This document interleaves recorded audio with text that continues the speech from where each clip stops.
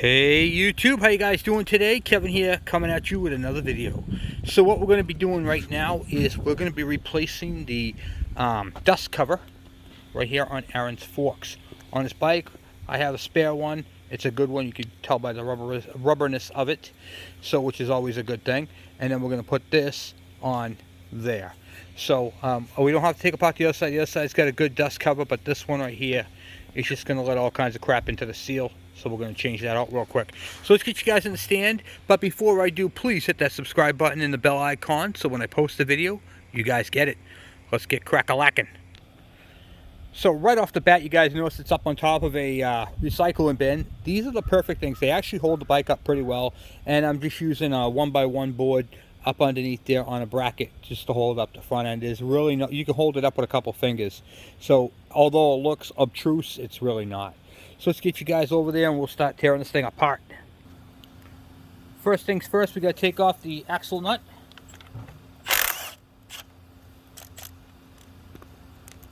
And washer. Come on to this side of the bike. We're going to grab something to pull that thing through. Typically we can use just a regular screwdriver. I'm tightening up the speedometer cable, which was loose. Okay, we'll get a screwdriver to put in there. Okay, put the screwdriver in there, and I'll use my dibble hammer on the other side and tap it through. So I put this in through like this. See if I can, oh, it does, it rotates good. Can I pull it out that way? No, I can't. All right, other side, tap it.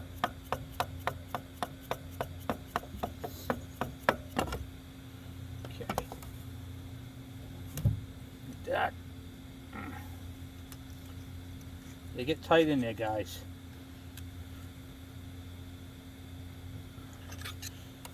Sometimes they're too tight.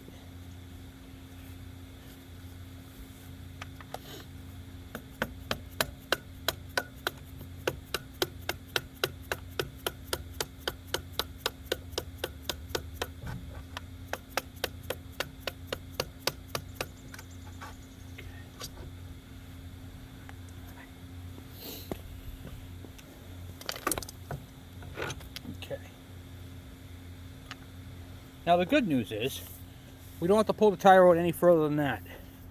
So now what I'm going to do is I'm going to go up to my clamp bolts. You have one clamp bolt here we're going to take out and one further up. Okay, 14 here. That's one. Take the one off the back side here. Different size bolt altogether. This one on this side is a 13. Bottom was a 14, this one's a 13.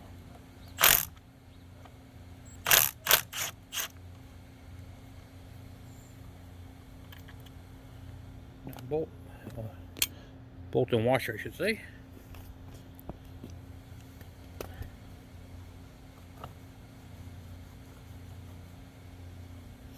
And then I'm just twisting until it comes out.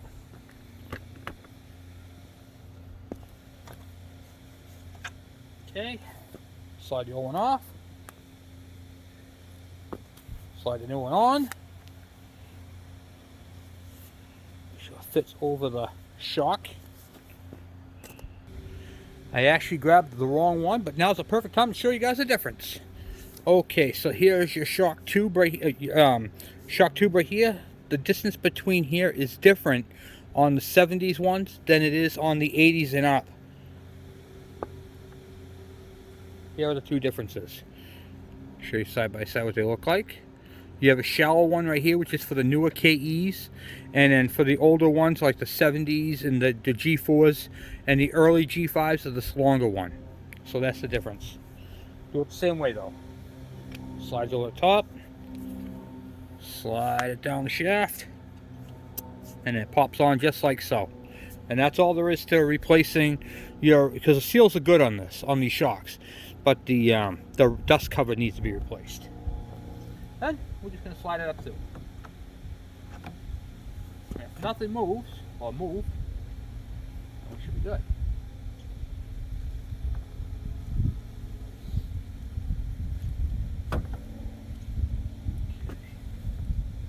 Which this one did move.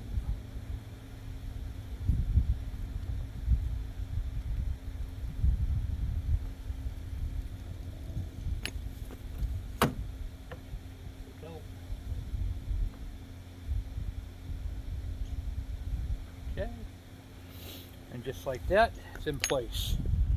So what I did was up on the top, I just made sure that the nut right here where it comes through is at the same distance as it is on the other side, right here. And that's pretty much it. Then we put the bolts back in, put them both in the reverse order we took them out in.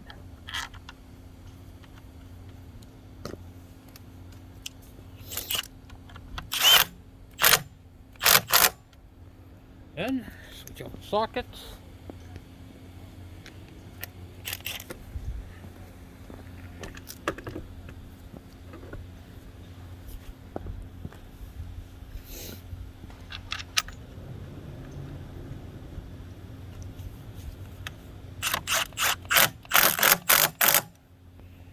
Just like that, guys. Just like that. Okay, while this thing's down here, I'm just going to snug up that speedometer cable. If you don't, these things will back off on you, as this one did. I'm sure the speedometer wasn't working because of how far it was out. Oh, yeah, that cable's junk. Alright, looks like we're going to replace that cable. Thing just disintegrated. Okay, no big deal. We can do that. Okay. Let's get this tire into place first. Okay.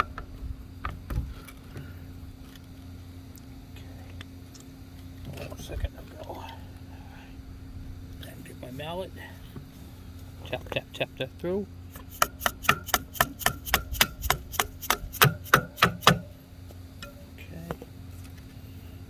On it. Okay. Ties all through. Lock washer and nut.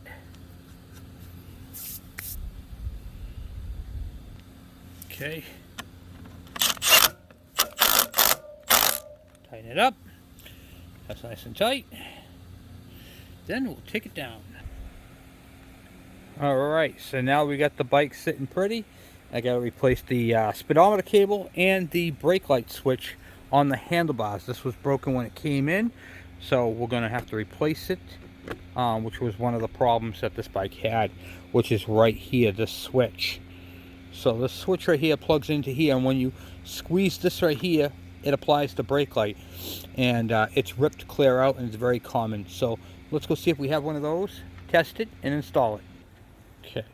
So whenever you pull a switch off a shelf, as I did, you always want to check out the condition of it and make sure it's in good working condition, as this one appears to be. So now we want to test it and see if it's actually going to switch. Because there's nothing worse than putting a used part in a bike and it doesn't work. So I'm going to put my multimeter to ohms, turn it on. I'm going to switch over to ohms down bottom here on my multimeter. So when I touch this, I'm going to have an audio beep, and it'll have some numbers on it. Okay, you guys hear that? Okay, so now what I'm going to do is I'm going to probe both of these wires. I'm just going to touch one to here, and I'm going to do the same thing to the second one. Okay, right now you hear that? It's working beautifully. Now, when I pull the brake lever, it should collapse it. Ready? Working beautifully. So right now the brake lever is out. When I squeeze the brake lever in, it works, the light comes on. Okay, so this is a good switch. Let's go install it.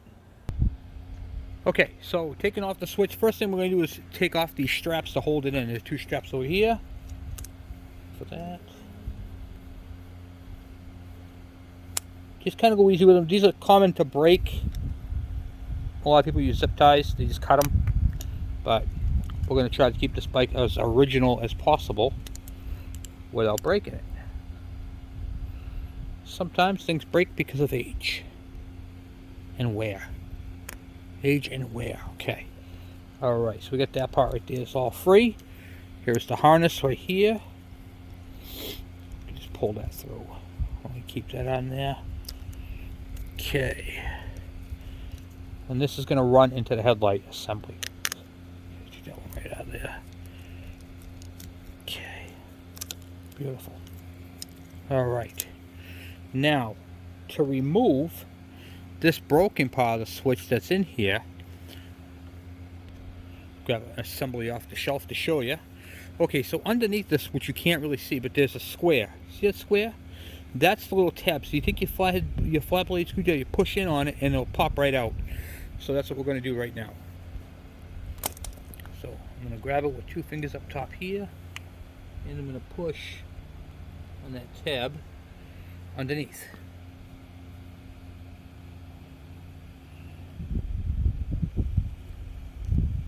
That's it. There's the broken switch. Now we're going to take the new switch. We're going to route it first. Remember, they're old switches, they're not new. Get into place where you want them to go first. Just makes it easier to do. Okay. Alright, so the brake light switch is there. Now on here, there is a little tab. See that tab right there? That's the one you push down on, so that has to go at the bottom. So these have to go in a certain direction, because if you don't, you will ruin them. Okay. So let me see if I can find where my wiring is. Here it is, right here. Pull that down through. Put that right into place. And it'll snap into place, and then you'll be good to go. Then you take your connector or your straps and put your straps back on. Okay.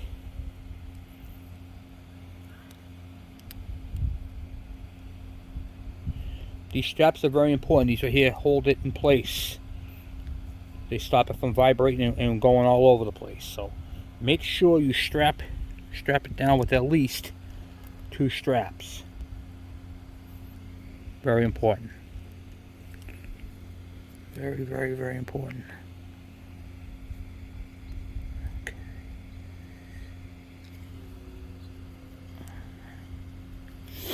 Okay. There's one. We'll put this strap at the bottom here. I like them to go in the same direction too. It just looks better. Looks more professional.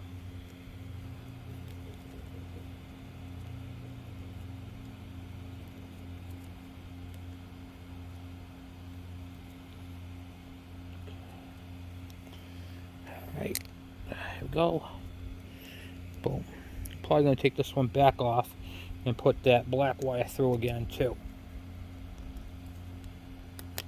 So it looks like I forgot that wire. Yeah, I did. Okay.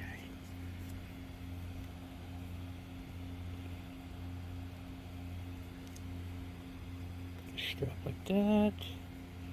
That's going to go on that side like so. Kind of hard to do nowadays where it's cold out, you know. Okay. And if I get that to go inside that. Boom, boom, there. Okay, now we got to do the brake light assembly into the headlight assembly. Alright, and now we'll undo this. Where is it? On this side over here.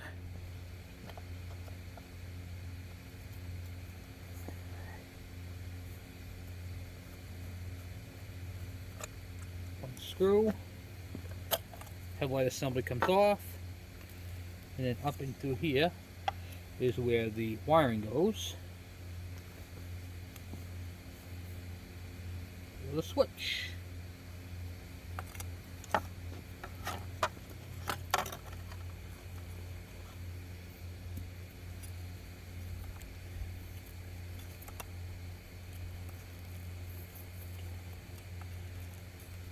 Brown and blue wire.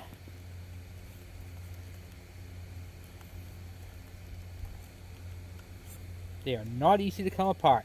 They've been on there for a while. Got one. Got 2. Okay.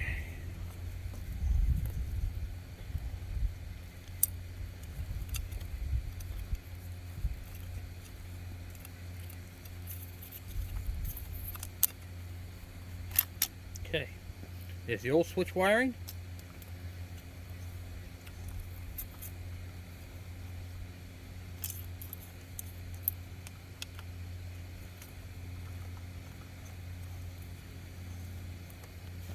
And now, because I like to keep going over things, I'm going to test it one more time before I finish off the job. Once again, multimeter set to ohms, and I should hear a beep.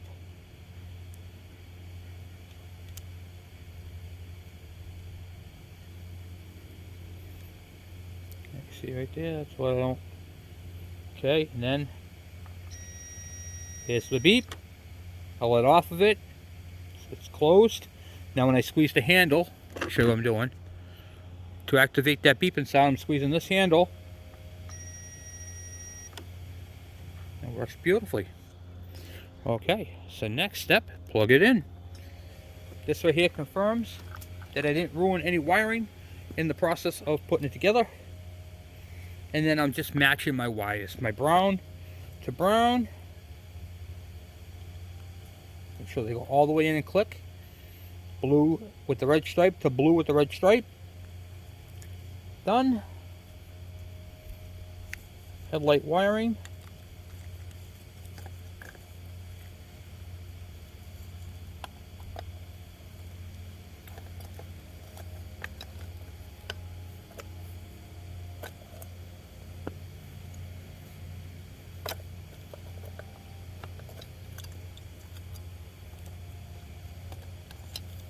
Make sure you get the wiring on the right side of that. Okay.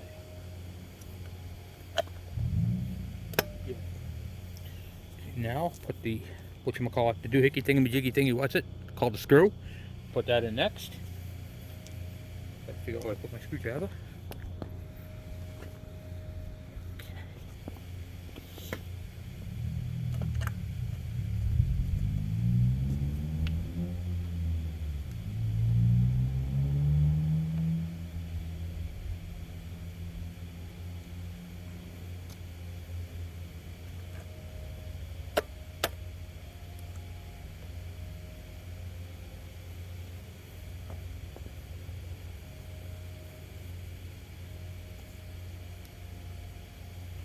Okay, so now we have the brake lights fixed, the boot is fixed, and we got to do the speedometer cable.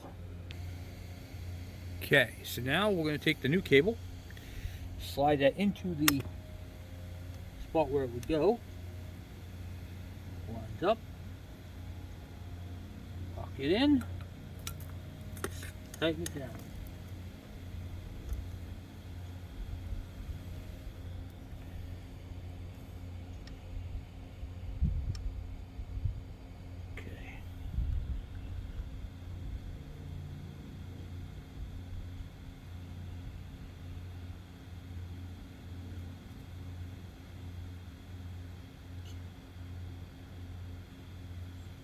Once again, that could be a tedious job. You want to make sure you get that in there, all the way in there. Okay. I'm going to take a pair of pliers now, again, and I'm just snugging it. I'm not going crazy. I only put a little bit of pressure on the other one, just disintegrated my hand. Hopefully this one doesn't do the same. Okay, so let's get the pliers on there.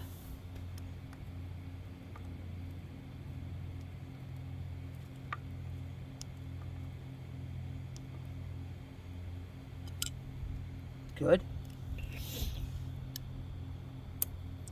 Got a little wire keeper here. Take that one out. Snap this one in. I like to use all the original keepers if you can. And then up underneath the, I'll show you. Alright, I know you can barely see it, but on the right here there's a nut. See if I can get a better angle. So yeah, you can see it from right here, this piece right here. So I gotta reach in there somehow and loosen up that one. That's always a fun part.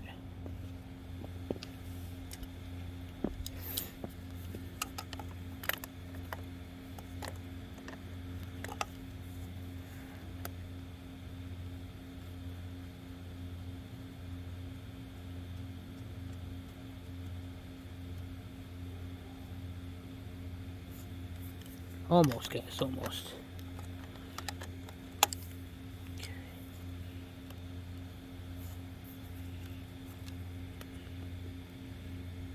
Wow. Okay.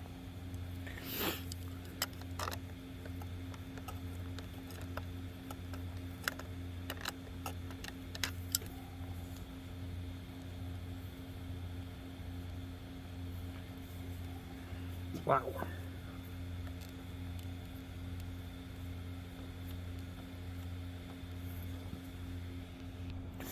Alright, I got the old one out. I just unscrewed the cable and I used the cable. I unscrewed the whole thing. It's kind of hard to see what I'm doing here though. Alright, next part is getting the new one up and in. The other one was a little bit of a toughie. Hopefully this one's not so bad. So there's this little part right here. If you guys can see that or not. This piece right here, let's see it blow you up. This center piece right here has got to go in there first. Go into the center. And that's what actually drives the cable. I mean, drives the speedometer.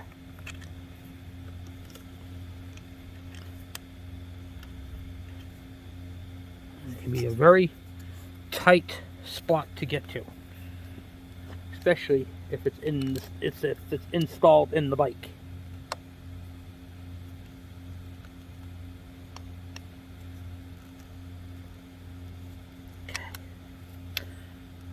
Alright.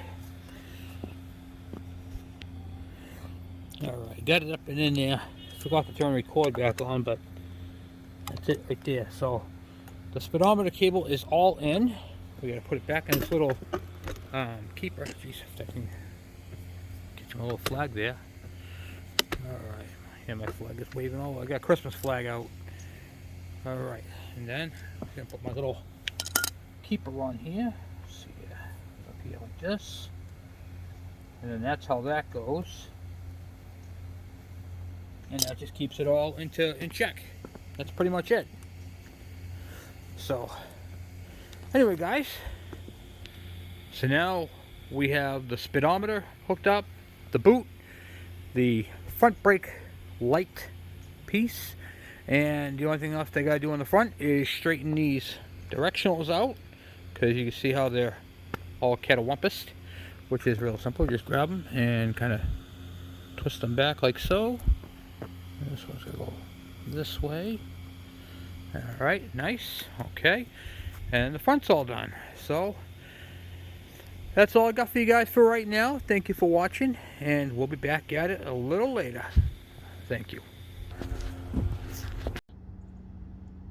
Hey YouTube, how you guys doing today? Kevin here, coming at you with another video. So guys, we have a problem with this bike. Yes, it's actually leaving today. I went to go start it and it actually has a problem. I'm gonna show you guys what the problem is, and well, we'll get into the diagnostics of it.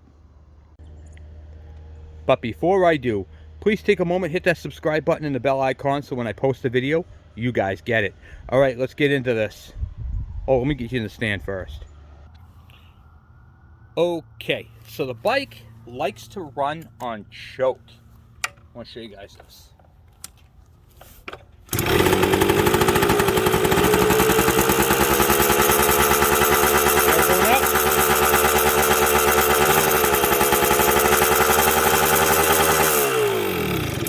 It only likes to run on choke.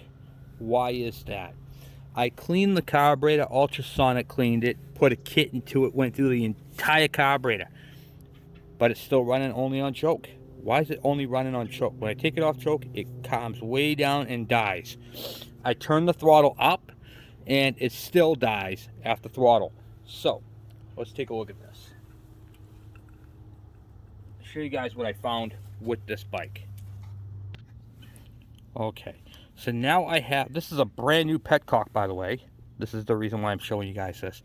So let's move the fuel line out of the way.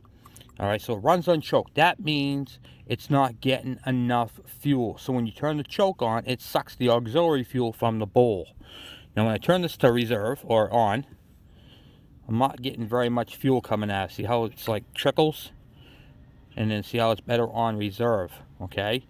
So that means that there is something going on in this Petcock.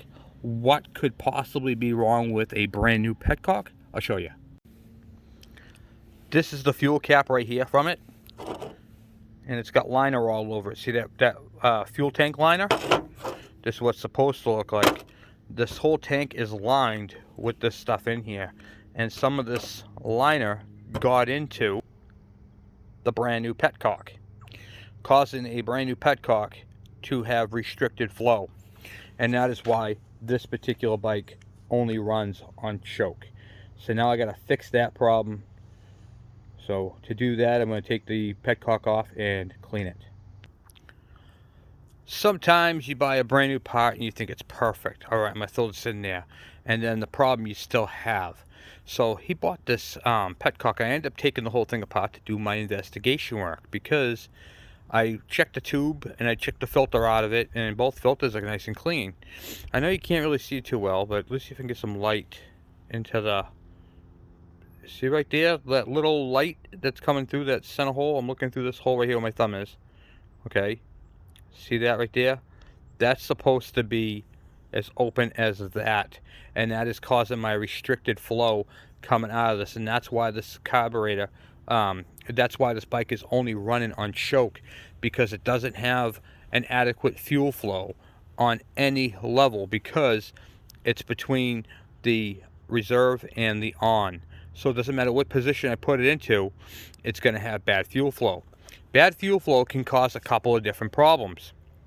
One problem in particular is it only allows the bike to run on choke. Now, I haven't had too many of these come through here like that, so I really haven't done a video on it. So when I do get something like this, I gotta show you guys right away. I'm like, oh, I'm super excited. There's a problem. Why is the problem excited? Because I get to teach you guys. All right, so even though the Petcock is brand spanking new, he bought this for this bike and has not used it, and I ended up having to take it all apart. At first I thought it was the liner, the tank liner coming through, and it's not. What it is the O-ring that's inside there had built up and crudded up inside there, just bunched up. You can't really see it too well on the camera, but it doesn't matter. You guys can see it this way. When I put it up to the light, you guys can see the bad flow. So I'm going to get that cleaned out, and we'll get this back onto the bike. I took the O-ring out, and now look at the flow. Now you can see the light right through it. So that was the problem. And of course it wasn't recording, but this is the baffle out of Aaron's bike, and I had to take off all the packing. Let me show you what that looks like. It's in the track. The packing is so full of soot, it just wouldn't allow any flow to go through it. So those are a couple of things that you want to check when you're working on your bike.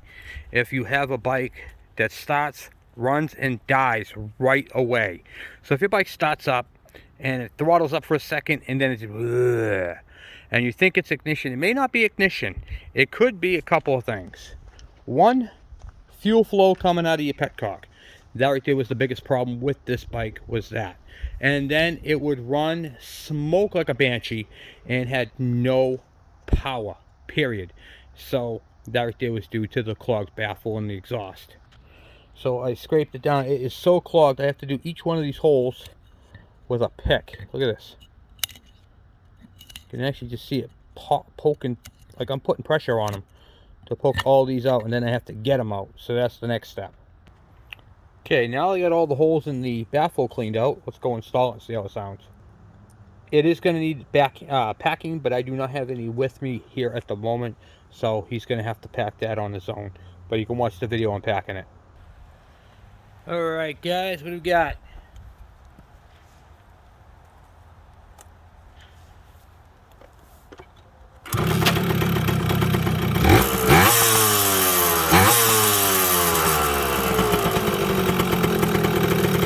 Another one, up and running.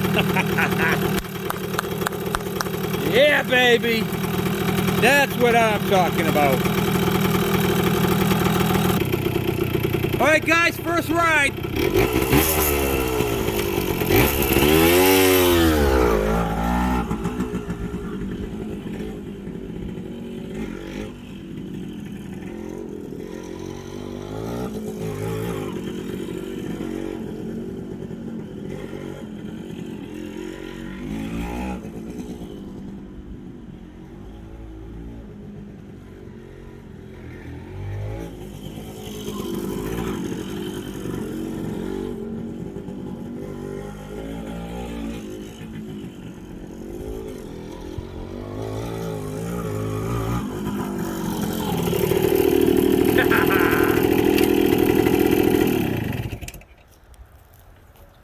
that is a nice bike. Alright guys, let's recap real quick of what we did. So we cleaned out the baffle on the exhaust. We got that off. He's going to have to repack that, and he's got the tip, so he told me to keep my tip that goes into the, what do you call it there, exhaust. We found the original tank strap. Got that on there. We did oil lines, fuel lines, timed the oil pump and carburetor together. We did the ignition. We did a revamp of the top end. So we decked it, made sure it was nice and flat, honed it, new piston, new ring. Well, not new, but used, good quality used ones that he had from another motor. We did the magneto.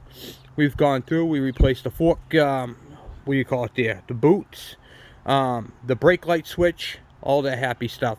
So this, my friends, is a very nice bike. Aaron is going to love it. What do you call it there? In the words of Trump, this is huge. Okay, it is awesome, just simply awesome. Went through the whole thing, carburetor cleaned, gone through that whole carburetor system setup.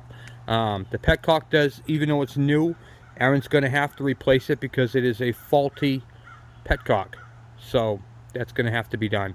But other than that, guys, this bike is tight. Felt great. Had no issues with it. So the stopping, I'm actually going to take it for a rip up the street. And I'm waiting for my clamp to come in for my GoPro. And when I get that clamp that goes on the handlebars for the GoPro, I'll be taking you guys along with me on rides. So for right now, I'm going to talk to you guys later.